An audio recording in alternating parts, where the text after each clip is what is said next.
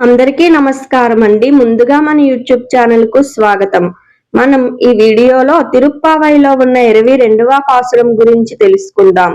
పాసురం అంగన్మాజ్ఞలత్తర్సర్ అభిమాన భంగమాయ్ வந்து நின் பலிக்கட்டிற்கேலே செங்கமிருப்பார் போல் வந்து தலை பெய்தோம் கிண்கிணி வாய் செய்த தாமரை பூப்போலே செங்கன் சிறுச்சிறிதயம் மேல் விழியாவோ திங்களும் ஆதித்யன் மெலுந்தாற்போல் அம்கனிரண்டும் கொண்டு எங்கள் மேல் நொக்குதியேல் ఎంగల్ మేల్ శాపమిలిందేలోరేంబవాయ్. ఈ పాసురం యొక్క భావార్థం, ఈ పాసురంలో గోపికలు కృష్ణుడి పాదాల దగ్గర పూర్తిగా శరణాగతి చేస్తూ ఇలా అంటున్నారు. ఈ భూమిని పాలించిన మహారాజులు కూడా తమ అహంకారాన్ని విడిచిపెట్టి నీ పాదాల దగ్గరకు వచ్చి తల వంచినట్టే మేము కూడా నీ మంచం దగ్గరకు వచ్చి తల వంచి నమస్కరిస్తున్నాము.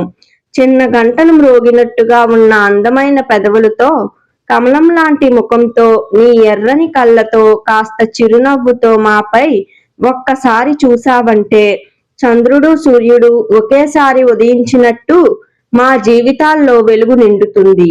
ఆ అందమైన 2 కళ్ళతో మమ్మల్ని కరుణగా చూస్తే మా మీద ఉన్న అన్ని పాపాలు శాపాలు పూర్తిగా తొలగిపోతాయి. ఈ పాసురంలో సంపూర్ణ శరణాగతి అంటే భగవంతుని పాదాల దగ్గర అహంకారాన్ని పూర్తిగా విడిచిపెట్టడం. రాజులైన సాధారణులైన అందరికీ మార్గం ఒక్కటే, అదే శరణాగతి. ఇక్కడ గోపికలు కోరేది వరం కాదు, సంపద కాదు, కృష్ణుని కరుణ దృష్టి. ఆ చూపే పాపాలను తొలగిస్తుంది, భయాన్ని పోగొడుతుంది, మోక్ష మార్గం చూపిస్తుంది. చంద్రసూర్య ఉపమానం అంటే చంద్రుడు శాంతి, సూర్యుడు శక్తి. కృష్ణుని చూపులో శాంతి మరియు శక్తి రెండూ కలిసే ఉంటాయి. ఈ పాసురం యొక్క సారాంశం ఏమిటి అంటే, అహంకారం విడిచిపెట్టి భగవంతుని కరుణ దృష్టి పొందితే జీవితం వెలుగుతో నిండుతుంది.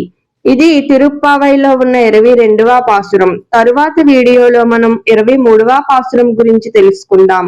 ధన్యవాదములు.